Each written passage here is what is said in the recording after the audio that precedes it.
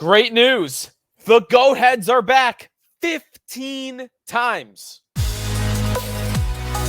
You're Locked On Sabres, your daily podcast on the Buffalo Sabres. Part of the Locked On Podcast Network, your team every day.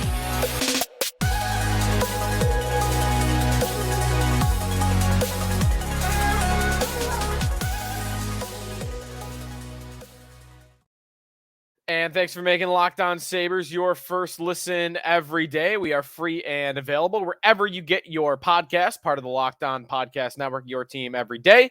You can also get a hold of us on our YouTube channel where you can check out our latest episode of Who Should Be the Next Sabre Raised to the Rafters. Our last episode, I should say. Bunch of comments on that. I'm going to read one in a second, but a lot to get to in today's show, including some theme nights that the Sabres announced for the 23-24 season. Also, with football coming, I just kind of want to explore the dynamic of sports talk and sports coverage in the coming months when the Bills are great and the Sabres might be good also. That is something I have really never encountered in my entire life. And also, I had Sal Capaccio at WGR this morning ask me a scale of 1 to 10 surprises question on a couple of different Sabre-related things, including a question revolving Victor Olofsson. I thought it was a really interesting way of doing it, so I want to get to that a little bit later on in today's show as well. But I mentioned our last episode was on the next Sabre raised to the rafters. If you missed the show, be sure to check it out. But a quick summary, I think that the likes of Rob Ray, Jason Pominville, these are guys that are a little bit on the list, but I think Lindy Ruff might be the next guy to get a banner. And if he is not, then I think we might be waiting until a Sabre on the current roster is going to get a banner, which could be, 20 years from now, 20 plus years from now. So we might be going a really long time, but between now and the next time the Sabres have a banner raised to the rafters. And those are fun nights. Those are celebration nights. I think, by the way, I didn't mention in that episode, and I should, that a very good way to offset, hey, we're not going to raise any banners, but we still want to do these cool nights, these celebratory nights, just get the Sabres Hall of Fame going again. I mean, come on. That's an easy one. Put Lindy Ruff in the Sabres Hall of Fame. That would be a special night. You might have to wait till he's retired, but you know what I mean. Someone like that. Jason Pominville, Thomas Vanek in the Sabres Hall of Fame. That, to me, is what the Sabres should be focusing on in the coming years when they're looking at special nights. That will not happen, though, in the 2023-24 season because the Sabres announced all of their themed nights for the year, and there's no banner nights. There's no Hall of Fame nights that are announced. But we do have a couple of Goathead games, and when I say a couple, I mean a lot. 15 games. The Sabres will wear the black and red Goathead uniforms this season. Now, I guess it was a confirmation that there would be black and red Goatheads. I was never thinking for a second that there wouldn't be, though, but here it is at least official. The first game of the year the Sabres will wear black and red will be September 21st for back in black and red night, Saturday, October 21st against the New York Islanders. That is a 7 o'clock puck drop at KeyBank Center. Their first of 15 appearances. The Sabres have not yet revealed all 15. In fact, we only know that first one as of now. I might want to guess there's a Halloween night that they wear that as well on Halloween, but we'll see. But again, 15 times, which, by the way, is 3 more than the Sabres wore the black and reds last year. It was 12 last year. This year, it's 15. I think this is a pretty good balance. The Sabres have 41 home games. There's no reverse retro uniforms this year as the Adidas contract expired, and now the Sabres have Fanatics. But those black and red uniforms, last year it was 12, and then there were reverse retro games, and then there were some games with the blue and gold. They didn't wear a lot of that blue home jersey a lot. This year, it'll be 26 games in the blue home jersey and 15 in the black and red. I think that's a great balance, because you're getting that logo. You're getting the sharper version of it in the white anyway for the other 41 games. So, you're wearing the prime uniform 65 out of 81 or out of 82 times, or 66 times, I guess, 67, whatever the math is. But at home, 15 to 26. I think that's fair. I think it's just enough games I wouldn't even argue you do more. I think it's perfect. I don't need the black and red being the primary jersey for the Sabres as much as I'd love it. I recognize that the Sabres should be blue and gold. But there's a generation of fans that grew up with black and red and the goat heads as that was the Sabres when they were growing up, like me. And to see it represented 15 times, I love. And I think it's the perfect number. And the Sabres hit it out of the park with that one. And they should be good. They should score a lot of goals in it. Last year, listen to these stats. In the black and red, the Sabres went 10-1-1 in the black and red goat heads with a plus 22 goal differential. In blue and gold, all forms, the reverse retro, the white aways, and the blue homes, the Sabres went 32, 32, and 6 with a negative 26 goal differential. They were vastly better in the homes. Anything to that? Probably not. Almost completely coincidental. Although I will say Rasmus Dahlin did confirm on one postgame show after that Minnesota Wild thrilling game overtime that they feel evil playing wearing the black and reds. So there might be something to it, at least a little bit. That Wild win, by the way, man, there were some great moments last year when the Sabres were wearing that goat head. And that black and red game where they played the Wild with that up and down the ice overtime. It was a high-scoring game, back and forth. Sabres, by the way, averaged 5 goals a game wearing black and red last year. Remember, I think they scored 6 in each of their first 5 wearing black and red, or maybe it was even their first 6. They went 6, 6, 6, 6. Like, of course, they feel evil wearing it. They score 6 every game. Oh, it was just a dream. They ended up averaging 5 goals a game wearing those uniforms. That Wild win, I think, was the most notable. Overtime, Victor Olofsson rips a one-timer to the back of the net. The roar before the horn that you heard from the crowd on that highlight. A great game to be in the building for sure. But awesome to have black and red back. Some other theme nights, by the way. You've got, I mentioned that hockey Halloween game, Sunday, October 29th against the Colorado Avalanche at 1 p.m. I've talked about this game before. The Bills play on the Thursday night before against Tampa Bay. So 1 o'clock on a Sunday, you should get a pretty good crowd. In fact, probably a sellout. The Sabres are telling you to wear your best costume for that game. I hope they're wearing black and red for it. You gotta. And 1 o'clock on a Sunday, October 29th, hey, you're not tailgating the Bills game that night. Why not tailgate the Sabre game? You're used to doing it on Sunday morning anyway. Just change the location. I don't know how easily it would be to tailgate downtown. Probably not very easy. But, hey, maybe in that Sabre lot, you can figure out a way to do it. I know I'm going to take a stab at it. I'm going to try. I'm going to try to tailgate for that hockey game. What else? We've got the Hockey Fights Cancer Night, Friday, November 10th against Minnesota. What a disgrace by the NHL to not wear pre-game warm-up jerseys for theme nights this year. Just a cowardly move by the NHL. It's something that I'm not surprised by whatsoever. They will hide at any given point for something that might even seem to be controversial. Here's a night, Hockey Fights Cancer Night. They wear the jerseys during pregame, and then they auction them off, and they're just not going to wear them at all. So I guess they're still going to auction them off, but it's, to me, cowardly by the NHL. Native American Heritage Night, Tuesday, December 5th against the Red Wings. Winterfest. I don't really know what Winterfest is going to be, but that's 4 games. December 19th, 21st, 27th, and 30th against Columbus, Toronto, Boston, and then Columbus again. And the Sabres in the write-up wrote, "What's winter without Sabres hockey? Grab your gear and get ready to brave the elements for 4 straight games of fun and winter-themed activities." I think that probably might be tailgating of some sort, but I'm not sure. Kids Takeover, Saturday, January 20th. Always a fun one, Kids Day. Sabretooth's birthday, Saturday, February 10th. I've not seen that one before. And then Military Appreciation Night, Thursday, February 15th against Florida. Youth Hockey Day, Monday, February 19th against Anaheim. Choose Love Night, Sunday, February 25th against Carolina. Pride Night, Thursday, March 14th against the New York Islanders. Dingus Day celebration, Tuesday, April 2nd against Washington. And then Fan Appreciation Night, Thursday, April 11th against the Washington Capitals. And, big credit to Sal on this one from GR, playoff returns game. That's not how we label it. I just butchered it. But whatever day the playoffs might return, let's get that on the schedule as well, hopefully. Timeout here. When we come back, sharing the spotlight with the Bills in the Buffalo sports media market might be the first time in my lifetime that I can remember both of these teams being great at the same time, if the Sabres are ready to do that. We'll talk about that coming up here on the Locked On Sabres podcast with Joe DiBiase, and we are brought to you by Athletic Greens.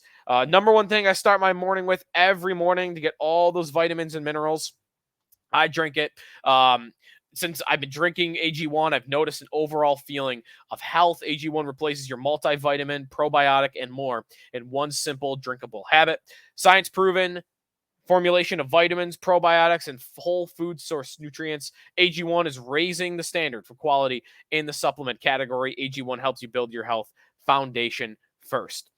If a comprehensive solution is what you need for your supplement routine, then try AG1 and get a free 1-year supply of vitamin D. And for those on-the-go moments, 5 free travel packs with your first purchase. All you got to do is go to drinkag1.com/NHL Network. That's drinkag1.com/NHL Network. AG1, check it out. Welcome back to the Locked On Sabres podcast. We're in the dog days of summer here. You know what, though? September 5th, I think there might be some teams that are reporting training camp in 10 days. Don't quote me on that, though. I thought I heard that on a podcast, but I have not seen it yet. Yeah, like I looked. Here's the NHL being what it is. I just looked up training camp start dates, and the first thing that I could find from NHL.com is a schedule from 2013 on when that's going to happen. Anyways, I would expect that camp will open a couple of days before preseason. So a few weeks, not long though, because September 24th, 19 days away is the Sabres preseason opener against the Washington Capitals. If the Sabres are great, and there is a real chance that they will be, and even if they're not great, they're expected to be really good, I think. It'll be an interesting dynamic, and how, like, I'm part of this, right, at WGR. Not necessarily in this podcast because we're Sabres specific. How much attention that fans give and media give to the Sabres as compared to the Bills when the Bills are in a Super Bowl window. What will it be like if the Sabres are great also? Thinking about this in the past couple of years, the Bills have been great and the Sabres have been terrible, right? Like a couple of moments. They had that November where they won 10 games in a row and they kind of stole the spotlight a little bit. But in large part, the Bills have dominated the local media landscape in Buffalo when they've been great. And that is a lot to do with also the fact that they're an NFL team and the NFL just rates more. But here, it's far different than anywhere else. Like, I know for a fact that WGR is the only radio station in the United States that talks consistently about hockey. In terms of percentage of content spent on hockey, like, I don't know I think the number is no one else in the country is over 5%, and the Sabres are in, like, for Buffalo, like the high 20s, low 30 percentile, something like that.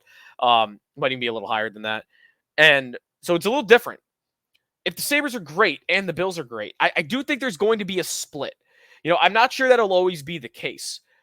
But the past couple of years, like, the Sabres have just taken a back seat. They don't even really exist until the start of the year when it comes to the local media.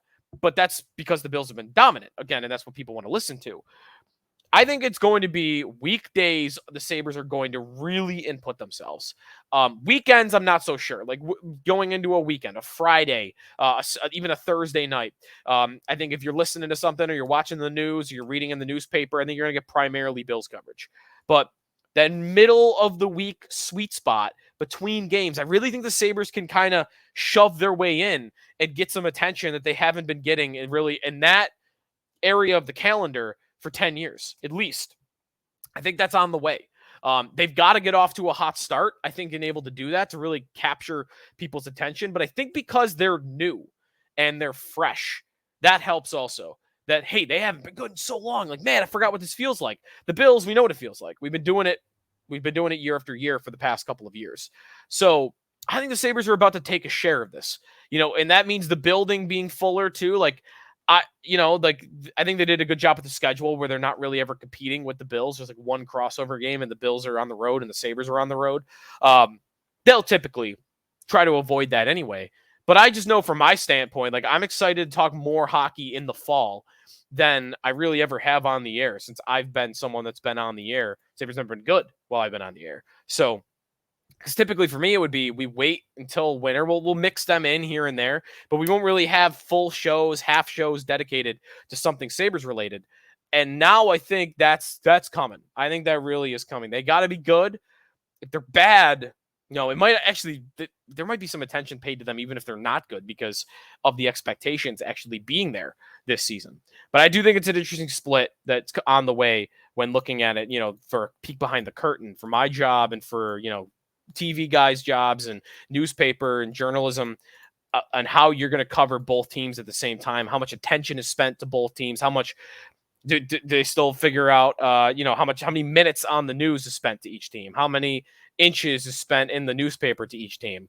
I think the Sabres are going to wiggle their way in this year, and that's not even saying much if they're going to be good, but I do think it says something about the market that can even be the case, because in other markets, NHL teams aren't even capable of doing that. Just not at all.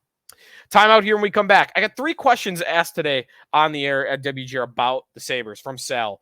Scale of 1 to 10, how surprised am I by blank? Olofsson is one of the questions. I'm going to get to that and a couple of other things when we come back here on the Locked On Sabres podcast. We are presented by Bird Dogs. I love Bird Dogs. Bird Dogs, man, the golf joggers, I'm telling you, you will never go back to casual slacks or whatnot when you're going out, because Bird Dogs are so comfortable. They're light. You could, in those summer months, it's hot right now, right? But it's a little cooler at night. You can wear them if okay, I'm going out and we're going to be out at night, but the sun's still up. It's like 6, 7 o'clock.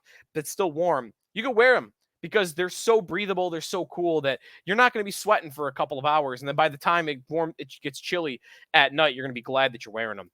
You can wear them in a multitude of different situations, not just for golf, even though, again, I'm calling them golf joggers here. Bird Dogs also stretch khaki shorts. They're designed to fit slimmer through the thigh and leg, giving you a truly sculpted look. Bird Dog shorts do the exact same thing as Lululemon, but they fit way better. They fit way better than regular shorts that are made out of stiff, restricting cotton. Bird Dogs fixed this issue by inventing cloud knit fabric that looks just like khaki, but it stretches, so you get a way slimmer fit without having to sacrifice movement. Bird Dogs uses anti-stink and sweat wicking fabric that keeps you cool and dry all day long. Bird Dogs are functional for any occasion, as I just said. Go to birddogs.com/LockedOnNHL or enter the promo code LockedOnNHL at checkout for a free Bird Dogs water bottle with your order. That's birddogs.com/LockedOnNHL for a free water bottle at checkout. You don't want to take your Bird Dogs off, we promise you. Final segment here on the Locked On Sabres podcast. Okay, 3 questions I got from Sal Capaccio today on the station about the Sabres. Scale of 1 to 10, how surprised are you by blank? The first question was, how surprised are you Owen Power has not signed a contract yet? My answer, 1 out of 10. I've been on the record multiple times on this. I do not think Owen Power is going to sign an extension before the start of the season. 2, how surprised are you that Rasmus Dahlin has not signed a contract yet? I said 7. I'm now worried, and I will not get worried until at least the midpoint of the season. And even by then, the Sabres season will have to go off the rails. I don't think it's going to happen. I don't imagine a scenario where I'll be worried about Dahlin and his contract. 3, how surprised are you that Victor Olofsson is still on the Sabres?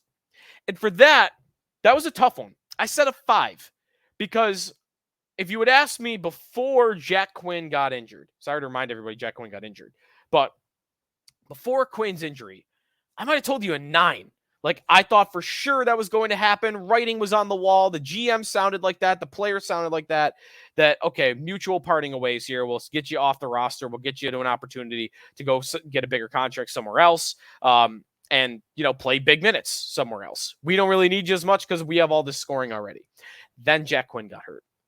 And I do think it changed a little bit, because you could still trade Olofsson as a rental midway through the year if you want. And Quinn being out till December and maybe even January, like, you don't know, an Achilles injury like that can be detrimental to his recovery, or for how long, to his play, even when he comes back. Like, you don't know how long it's going to take him to get back to form, even just get back on the ice. So Olofsson could be a little bit of a security blanket. I mean, he did score 28 goals last year. I'm not a big fan of his game. I don't think he really fits for what the Sabres need long term. But does he fit what they need short term? And for that, I think the answer could be yes. Being a partner for Casey Mittelstadt on that third line, like, those two do work pretty well together. Mittelstadt is a playmaker. Olofsson is a shooter. So He's good on the power play. He can rip it into the back of the net. I think there's an argument to both sides, whether you trade him or whether you want to keep him until Jack Quinn gets injured and you know that Jack Quinn is back to form. That might be where I lean. At this moment in time, I might say, hey, you really don't need to trade him. Unless he just really wants out, you don't need to trade him. Play him for a couple months. He'll score 15 goals for you in 4 months, 3 months. And then if you want to trade him after that, okay, go ahead and trade him after that. Because I don't think you're getting so much value for Olofsson anyway, that it's this giant depreciating asset as time goes on. I think he'd be treated as a rental today, and I think he'd be treated as a rental in January. So I'm a 5. I still think they could do it because he doesn't fit their plans long term. His age, he's in a contract year. He's 28 years old, if you're wondering. But I am a little surprised they didn't make the move, but not that surprised because I do think, again, there's an argument to be made. He should still be on the roster and should be on the team going into opening night lineup. That's it for me today here on the Locked On Sabres podcast. Thanks, everybody, for tuning in to today's show. Getting closer to the season. We'll start previewing training camp, rookie camp as well. Get some Devin Levi stuff to talk about. Betting, too. I can't wait to have our betting extravaganza, which we do every year before the season. More and more lines on the Sabres are coming out, and we have just about enough to do a full episode with. So looking forward to that as well. Thanks for listening to the Locked On Sabres podcast, making us your first listen every day. We'll talk to you next time.